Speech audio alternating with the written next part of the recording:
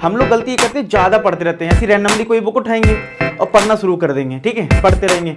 हमें शुरुआत में तो लगेगा कि हम बहुत कवर कर लेंगे, हम ये भी पढ़ लेंगे वो भी पढ़ लेंगे, लेकिन आपने देखा होगा टाइम निकल जाता है। अभी आप सोचोगे चलो अच्छा ठीक है, मैं अब ये चैप्टर बहुत अच्छे से कवर करूंगा, बहुत अच्छे से आपको फीलिंग आएगी कि मुझे ये चैप्टर अच्छे से निपटाना है, वो चैप्टर अच्छे से निपटाना है, लेकिन होगा क्या, कुछ टाइम बाद आप देखोगे टाइम निकल जाएगा, फिर आपको लगेगा यार मैं कुछ लिमिटेड चीज़ें पढ़ लेता हूँ।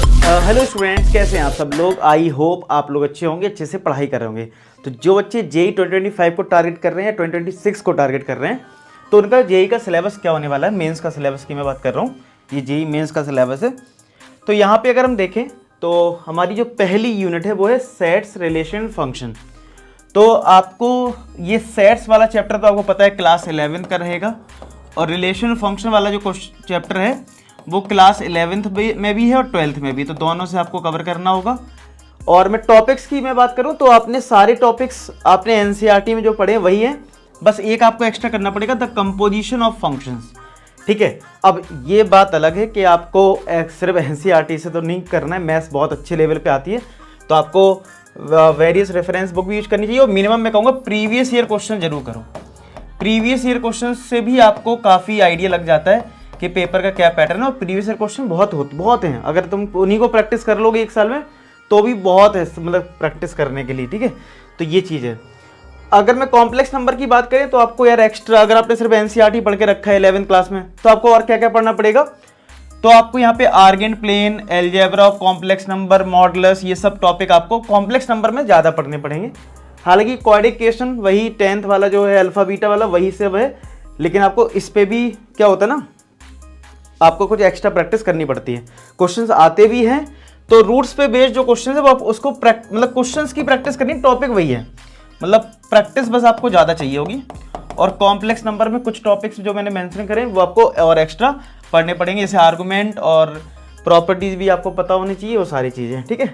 मैट्रिसेस डिटरमिनेंट की बात करूँ तो आपको जो एनसीईआरटी का सिलेबस है सेम वही दे रखा है, परम्यूटेशन कॉम्बिनेशन का भी सेम सिलेबस दे रखा है। बाइनोमियल में क्या डिफरेंस है तो मैं रेड मार्क कर देता हूँ, बताता हूँ। बाइनोमियल में आपको एक्स्ट्रा क्या पढ़ना है भाई, binomial theorem, positive integral index, general term, middle term and simple application.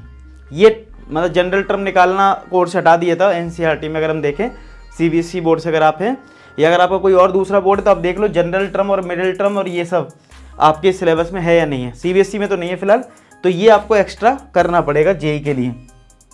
Sequence and series की बात करूँ तो सीक्वेंस एंड सीरीज में आपका न्यू बुक में जो है 11th क्लास में वो अरिथमेटिक वाला पार्ट आपने ना किया हो शायद से, तो अरिथमेटिक भी पढ़ना है, ज्योमेट्रिक भी पढ़ना है, तो आपको एक्स्ट्रा अरिथमेटिक पढ़ना पड़ेगा, और रिलेशन से बिटवीन एम जीएम भी देखना होगा, ठीक है। तो ये सारी चीज़ होगी। लिमिट्स की मैं बात करूँ तो लिमिट्स का जो आपका क्या कहते हैं 11th में है और 12th में है, मतलब डिफरेंशिएबिलिटी की मैं पूरी चैप्टर की बात कर रहा हूँ।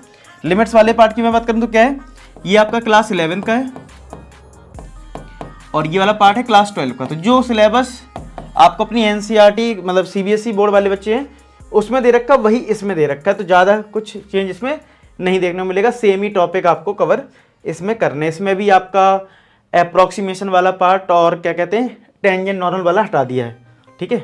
तो इंटीग्रल सेम अगेन सेम ही है, डिफरेंशियल इक्वेशन भी सेम है, कोई चेंज नहीं है।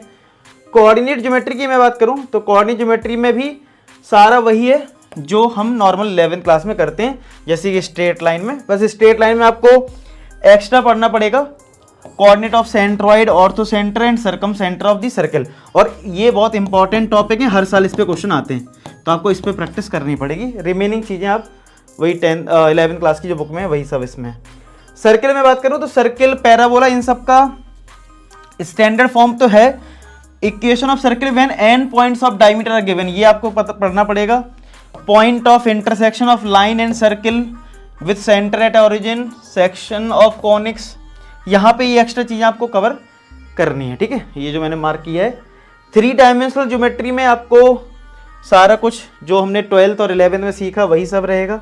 वेक्टर में भी वही सेम चीज़ है, ठीक है। फिर इसके बाद स्टैट्स एंड प्रोबेबिलिटी में भी सेम है, बस आपको यहाँ पे प्रोबेबिलिटी में अगर आप न्यू बुक देखोगे तो उसमें प्रोबेबिलिटी डिस्ट्रीब्यूशन कोर्स में नहीं दे रखा है, तो आपको ये एक्स्ट्रा पढ़ना पड़ेगा। रिमेनिंग चीज़ वही है। और फिर ट्रिग्नोमेट्री तो है ही, ट्रिग्नोमेट्री में आपको देखो ट्रिग्नोमेट्रिक आइडेंटिटी, ट्रिग्नोमेट्रिक फंक्शन और यहाँ पे भी इक्वेशन हटा दिया गया है, ठीक है। तो ये सारी चीज़ें हैं, लेकिन सिलेबस जो है मैं एक काम करूँगा टेलीग्राम पे डाल दूंगा।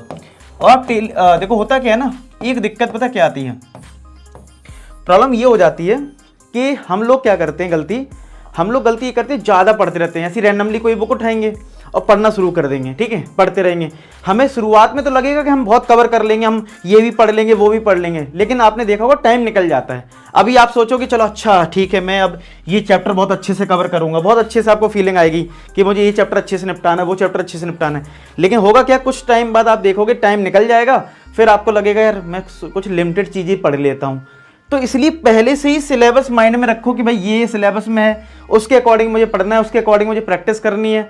तो अगर आप पहले से अपने आप को स्पेसिफाइड करके रखोगे और जो कोर्स में उसी को स्टिक करके रखोगे, उसी पे प्रैक्टिस करोगे, तो आपको ज़्यादा रिजल्ट मिलेंगे, ठीक है। तो इस सिलेबस की जो PDF है मैं टेलीग्राम पे डाल दूंगा, आप ज्वाइन कर लेना, वहाँ से इसको जब भी कोई चैप्टर पढ़ो देख लो भाई तुम सिलेबस के अंदर पढ़ रहे हो ना, कोई फालतू चीज़ तो नहीं पढ़ रहा जो सिलेबस में नहीं हो। तो इस बात का जरूर ध्यान रखना है, टाइम कम होता है और हमें प्रैक्टिस बहुत करनी होती है, इस वजह से मैं इस बात को बोल रहा हूँ, ठीक है। तो बाकी आप ऐप को भी इंस्टॉल कर सकते हो, वहाँ पे वेरियस कोर्सेज हैं, आप उनको भी चेकआउट कर सकते हो। अगर आप खुद से रिसर्च नहीं कर सकते हो कौन से क्वेश्चंस करने कौन से नहीं करने, तो आप कोर्सेज को देख सकते हो, ठीक है। चलो उम्मीद करता हूँ आपको सिलेबस समझ में आ गया हो। बाकी जो भी डाउट्स हैं कमेंट सेक्शन में लिख देना, मैं नेक्स्ट वीडियो में क्लियर कर दूंगा। मिलते हैं नेक्स्ट वीडियो, तो अपना ख्याल रखें, पढ़ाई करते रहें। लास्ट में एक ही बात बोलूँगा कि आप सभी सफल हो। धन्यवाद।